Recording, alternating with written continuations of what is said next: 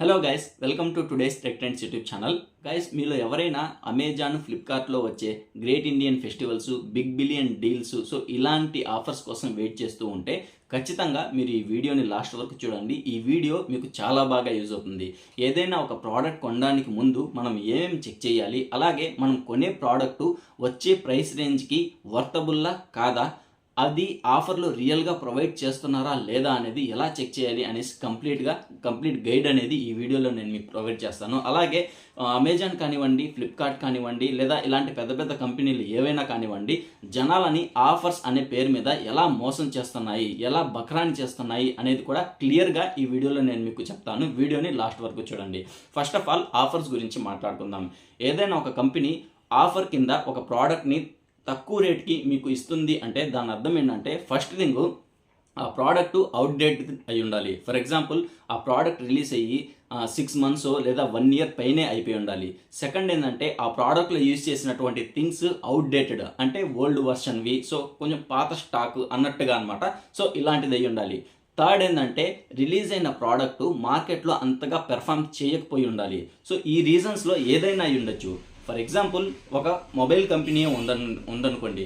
ఆ mobile company ఒక మొబైల్ని లాంచ్ చేసిన తర్వాత దాంట్లో స్పెసిఫికేషన్స్ నచ్చకో, బిల్డ్ క్వాలిటీ నచ్చకో, డిజైన్ నచ్చకో, లేదా ఇంకా ఏదైనా సిగ్నల్ ప్రాబ్లమో ఏదైనా అయ్యుండి ఆ మొబైల్ ఫ్లాప్ పోయిందనుకోండి. దాని సేల్స్ అనేవి ఆటోమేటిక్గా పడిపోతాయి. అప్పుడు ఏం చేస్తారు, వీళ్ళకు స్టాక్ అనేది అలాగే మిగిలిపోతుంది అనమాట. అప్పుడు వీళ్ళు ఏం చేస్తారంటే, ఈ స్టాక్ని క్లియర్ చేసేందుకు ఆఫర్ అనే ఒక ట్యాగ్ని తగిలించి ఫ్లిప్కార్ట్లోనూ, అమెజాన్లోనూ సెల్లింగ్ అనేది పెట్టేస్తారనమాట. మన జనాలు ఏం చేస్తారు, మనకు ఒక 20-30,000లో వచ్చే మొబైల్ జస్ట్ మనకు 10-15,000లో వస్తుంది, ఇది చాలా మంచి ఆఫరు అనేసి ఎగబడి కొనేస్తూ ఉంటారు. అక్కడ ఫస్ట్ మనం బకరాలు అయిపోతాం అనమాట. ఇప్పుడు మనం అలా బకరాలు కాకుండా మనం ఏ పాయింట్స్ గుర్తుపెట్టుకోవాలి, ఇలాంటి ఏ ట్రిక్స్ అమెజాన్ కానీ, ఫ్లిప్కార్ట్ కానీ, లేదా ఏ ఇతర కంపెనీ అయినా కానీ ఎలా ప్లే చేస్తాయి అనేది చూద్దాము. ఫస్ట్ ఆఫ్ ఆల్, నేను ఇందాక చెప్పినట్లుగా వాళ్ళు బకరా చేసే ఫస్ట్ పాయింట్ ఏంటంటే ఇన్ఫ్లేటెడ్ ఎంఆర్పి రేట్ అనమాట. రియల్గా ఉండే రేట్ని వాళ్ళు కొంచెం తారుమారు చేసి మీకు తక్కువ రేట్కి ఇస్తున్నాము అని చెప్పేసి అది ఎంత ప్రైస్కి అయితే లాంచ్ చేశారో అదే ప్రైస్కి మీకు అమ్ముతారు. ఎలా అంటారా, ఫర్ ఎగ్జాంపుల్, ఏదైనా ఒక పెన్ అనుకోండి. ఒక పెన్ను దాని కాస్ట్ ఒక 1000 రూపీస్ అనుకుందాం. వీళ్ళు ఏం చేస్తారంటే, ఆ పెన్ను సరిగ్గా రాయకపోతే, లేదా సరే ఏదైనా సమ్ ప్రాబ్లం అయ్యండి దాని సేల్స్ అనేవి స్టాప్ అయిపోతే, వీళ్ళు ఏం చేస్తారంటే ఆఫర్ అనేసి ఆ 1000 రూపీస్ పెన్ని 2000 వరకు చూపిస్తారు. 2000 వరకు చూపించి ఇది కేవలం మీకు 999 రూపాయలకు మాత్రమే ఆఫర్లో దొరుకుతుంది అంటారు. అప్పుడు మన జనాలు ఏం చేస్తారు, 2000 రూపాయల పెన్ను మనకు 999కే దొరుకుతుంది అనేసి ఆ పెన్ను కొంటారనమాట. కానీ దాని యాక్చువల్ ప్రైస్ ఎంత, 1000 రూపీసే. వీళ్ళు కొన్నదంతా 999, అంటే ₹1 తేడాతో సేమ్ అదే ప్రైస్కి కొన్నారు. దీంట్లో ఎవరు బకరాలు అయిపోయినట్టు, జనాలే అనమాట. వాళ్ళు రియలిస్టిక్గా తగ్గించిందేం లేదు, కానీ మనకు చీప్గా దొరికింది అనేసి పర్చేస్ చేసేస్తాం అనమాట. ఇన్ఫ్లేటెడ్ ఎంఆర్పి రేట్ అంటే ఫేక్ ఎంఆర్పి రేట్స్ లాగా ఆఫర్స్ రియల్గా మనం వదిలామని జనాల్ని నమ్మించడం అనమాట. Second point, limited time emergency, అంటే లైట్నింగ్ డీల్స్ అంటారు వీటిని. ఫర్ ఎగ్జాంపుల్, వీళ్ళు ఆఫర్ రిలీజ్ చేస్తారు, కానీ ఇక్కడ చిన్న ట్రిక్ ప్లే చేస్తారు. అదేంటి అంటే, ఈ ఆఫరు జస్ట్ 3 అవర్స్లో ఎక్స్పైర్ అయిపోతుంది, 2 అవర్స్లో ఆఫర్ క్లోజ్ అయిపోతుంది, ఓన్లీ 2 days మాత్రమే, లేదా ఇలాంటి ఆఫర్స్ ఇంకా 3 మాత్రమే స్టాక్ ఉన్నాయి అని ఇలాంటి లైట్నింగ్ డీల్స్ అంటారు వీటిని. ఇలాంటి డీల్స్ని మన ముందు పెడతారనమాట. మనం ఏమనుకుంటాము, అరే ఇటువంటి మంచి ప్రోడక్ట్ మనకు ఇంకా 3 ఉన్నాయి, తొందరగా మనం కొనేయాలి, లేకపోతే స్టాక్ అయిపోతుంది, లేదా టైం అయిపోతుంది అనేసి ఎగబడి కొనేస్తాము. వీటిని ఏమంటారంటే ఫోమో అంటారనమాట. ఫియర్ ఆఫ్ మిస్సింగ్ అవుట్, అంటే ఎక్కడ మనకు ఆఫర్ మిస్ అయిపోతుందో అని తొందరగా మనకు అవసరం లేకపోయినా కానీ ఆ ప్రోడక్ట్ని మనం పర్చేస్ చేసేస్తాం. దీన్ని ఫోమో అంటారు. ఇదొక సెకండ్ థింగ్ అనమాట, జనాల్ని బకరా చేయడం. Third point, bank offers. మనం రియల్గా మాట్లాడుకుందాము. బ్యాంక్ ఆఫర్స్ వీళ్ళు ప్రొవైడ్ చేస్తారు, కానీ వీళ్ళు నిజంగా జనాలకి ఆఫర్స్ని ఇవ్వాలి అనుకుంటే అన్ని బ్యాంక్ వాళ్ళకి ఈ ఆఫర్స్ అనేవి రిలీజ్ చేసేస్తారు. కానీ కొన్ని కంపెనీస్ ఓన్లీ ఎస్బీఐకి మాత్రమే, కొన్ని కంపెనీస్ హెచ్డిఎఫ్సికి మాత్రమే, ఇంకొన్ని కంపెనీస్ ఐసిఐసిఐకి మాత్రమే, ఇలా లిమిటెడ్గా బ్యాంక్స్ వైజ్గా మనకు ఆఫర్స్ అనేది రిలీజ్ చేస్తారు. సో దీనివల్ల ఏమవుతుందంటే సేమ్ ఇంతకుముందు ఫోమో క్రియేట్ అయినట్టుగా జనాలకి ఈ కార్డు ఉంటేనే ఇది ఆఫర్ వ్యాలిడ్ అవుతుంది, అంటే వీళ్ళకి మాత్రమే ఇచ్చారంటే సో దీంట్లో ఒక మ్యాటర్ ఉంది ఈ ప్రోడక్ట్లో అనేసి మళ్ళీ ఫోమో మైండ్లో క్రియేట్ అయ్యి ఈ ప్రోడక్ట్ని పర్చేస్ చేసేస్తారు. అండ్ ఇంకో థింగ్ ఏంటంటే వాళ్ళు ఈ ఆఫర్స్ని కూడా ఎలా ఇస్తారు అంటే 10% ఆఫ్ అని ఇస్తారు. మళ్ళీ ఇందులో చిన్న లిటికేషన్ కూడా కలుపుతారు. ఫర్ ఎగ్జాంపుల్ ఒక 10,000 ప్రోడక్ట్ ఉంది, ఆ ప్రోడక్ట్ 10% ఆఫర్ అంటే 1000 రూపీస్ అనమాట. సో వీళ్ళు ఏం చేస్తారంటే 10% ఆఫరు బట్ అప్ టు 700, 800 అని పెడతారు. అంటే అక్కడ కూడా మనకు మనల్ని బకరా చేస్తున్నారు అనమాట. 10,000 కాస్ట్ అయ్యే ప్రోడక్ట్లో 10% అంటే మనకు 1000 రూపీస్ రావాలి, కానీ అప్ టు 750 అంటారు వీళ్ళు. కానీ దీంట్లో ఇంకో థింగ్ కూడా ఉంది, కొంతమంది ఈ క్యాష్ బ్యాక్ని స్క్రాచ్ కార్డులలో ప్రొవైడ్ చేస్తూ ఉంటారు.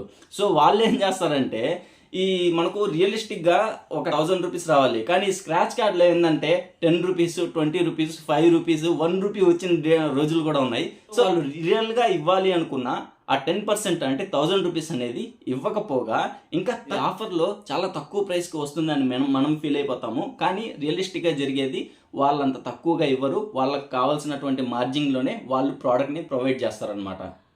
ఫోర్త్ పాయింట్ ఏంటంటే ఎక్స్చేంజ్ వాల్యూ ట్రిక్ అనేది ప్లే చేస్తారు. సో కొన్ని ప్రోడక్ట్స్కి ఎక్స్చేంజ్ ఉంటుంది అనేసి మీ ఓల్డ్ డివైజో లేదా ఓల్డ్ ఫర్ ఎగ్జాంపుల్ మొబైల్స్ గురించి తీసుకుందాం. మనం ఏదైనా ఒక మొబైల్ పర్చేస్ చేస్తున్నప్పుడు కింద exchange value up to 10,000, up to 7,500, up to 12,000, 20,000 అనేసి ఇస్తారు. కానీ రియల్గా మీ దగ్గర ఉన్నటువంటి మొబైల్ మీరు ఎక్స్చేంజ్కి అప్లై చేసినప్పుడు వాళ్ళు మళ్ళీ దాంట్లో కండిషన్స్ ఇస్తారు. ఫుల్గా డ్యామేజ్ అయిపోతే ఈ రేట్ అనేసి, లేదా పార్షియల్గా డ్యామేజ్ అయితే ఇంత రేట్ అనేసి అలా ఇస్తారు. కానీ ఏ మొబైల్కి కూడా వాళ్ళు ఇచ్చినటువంటి అంటే ఫర్ ఎగ్జాంపుల్ వాళ్ళు 10,000 ఇస్తే 10,000కి 10,000 అనేసి ఏ మొబైల్కి కూడా అంతగా అంటే మోస్ట్ ఆఫ్ ది కేసెస్లో ఏ మొబైల్ కూడా ఫుల్ ఎక్స్చేంజ్ వాల్యూ అనేది ప్రొవైడ్ చేయరు.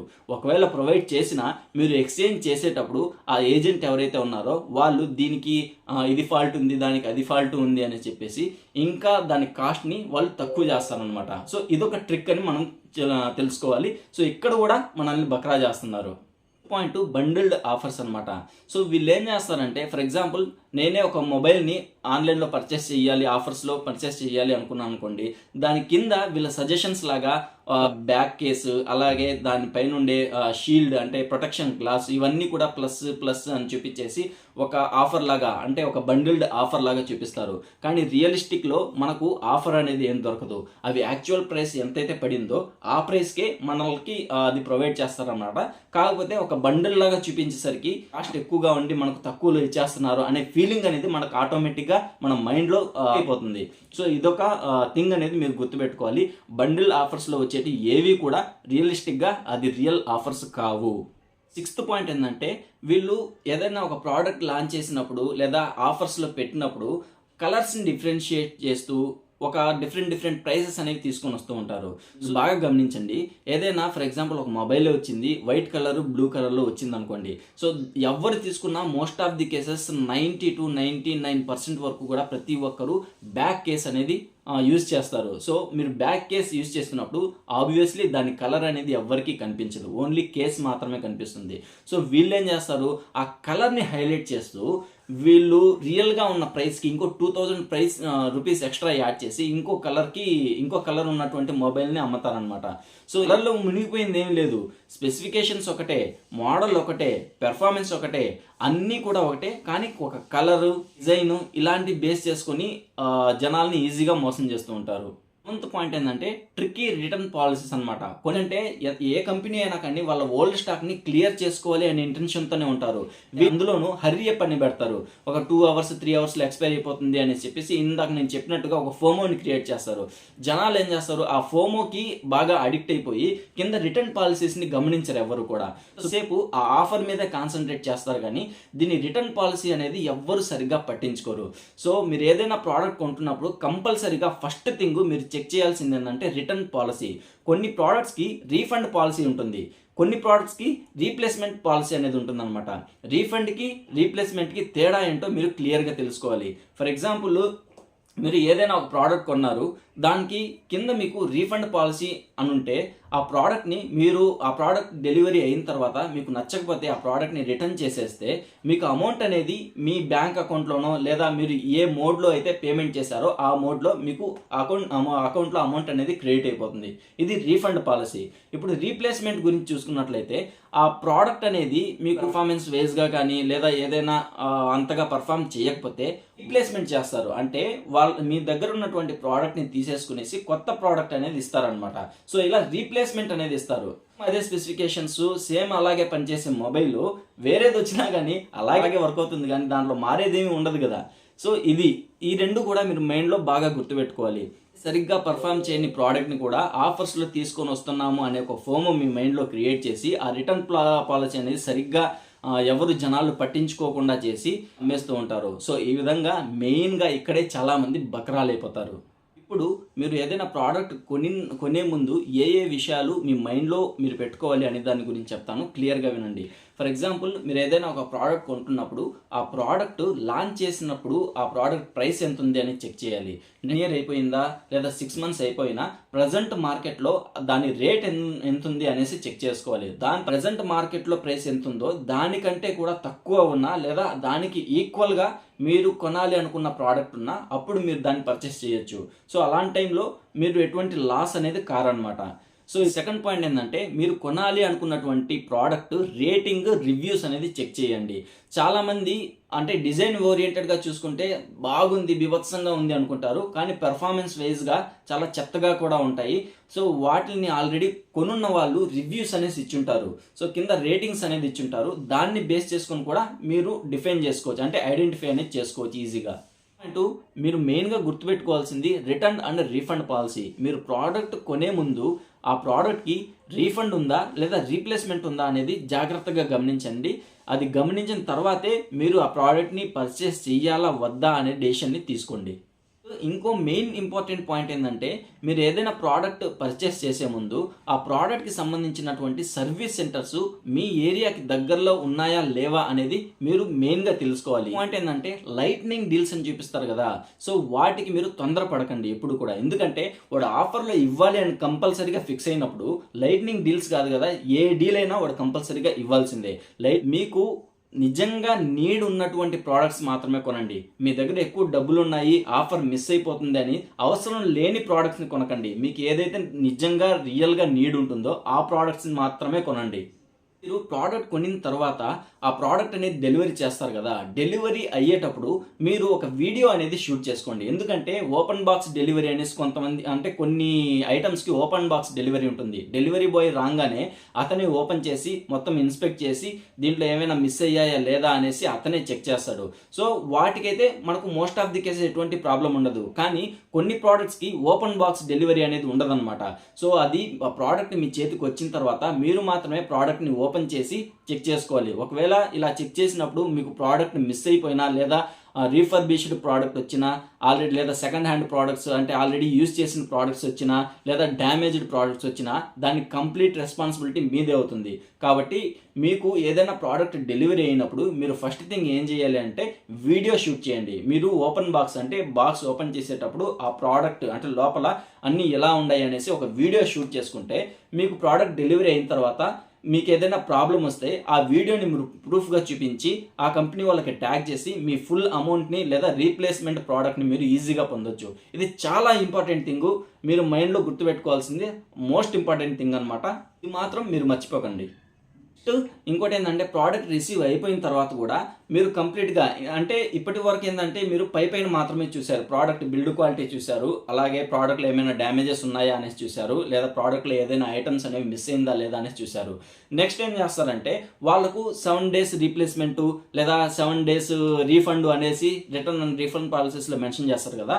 ఈ టైం పీరియడ్లో మీరు ఆ ప్రోడక్ట్ని కంప్లీట్గా చెక్ చేయండి, top to bottom, inner and outer. So టోటల్గా ఫర్ ఎగ్జాంపుల్ మీరు మొబైలే తీసుకున్నారు, కెమెరా చెక్ చేయండి, బ్యాటరీ చెక్ చేయండి, సిపియు అంటే మీరు ఎక్కువగా గేమ్స్ ఆడితే గేమ్స్ ఆడేటప్పుడు ఆ మొబైల్ హీట్ అవుతుందా లేదా అనేది చెక్ చేయండి, ఛార్జింగ్ పోర్ట్ చెక్ చేయండి, సిమ్ ఎజెక్టర్ టూల్ చెక్ చేయండి, అలాగే పిన్ ఉంటుంది కదా ఇన్సర్షన్ పిన్, ఆ పిన్ కూడా పెట్టేటప్పుడు మీకు లోపల ఎక్కడైనా స్టక్ అవుతుందా లేదా అనేది చెక్ చేయండి. బిల్డ్ క్వాలిటీ సైడ్లో బ్యాటరీ ఉంటుంది కదా బ్యాక్ సైడ్, ఆ బ్యాటరీ సైడ్ ఎలా ఉంది అంటే ఏదైనా సమ్ మిస్ప్లేసింగ్ ఉందా లేకపోతే ఏదైనా సో వేవ్స్ ఏమైనా ఉన్నాయా అనేసి ఇవి చెక్ చేయండి. సో ఎవ్రీథింగ్ మీకు ఛార్జింగ్ టైం ఎంత పడుతుంది, మీకు ఛార్జింగ్ డ్రైన్ ఎంతసేపు పడుతుంది, ఇవన్నీ కూడా కంప్లీట్గా చెక్ చేయండి. సో దీన్నే ఇన్స్పెక్ట్ పాలసీ అంటారు. సో ఇవన్నీ కూడా మీరు ఈ రిటర్న్ పీరియడ్ ఏదైతే ఉంటుందో ఆ పీరియడ్ లోపలే చెక్ చేయాలన్నమాట.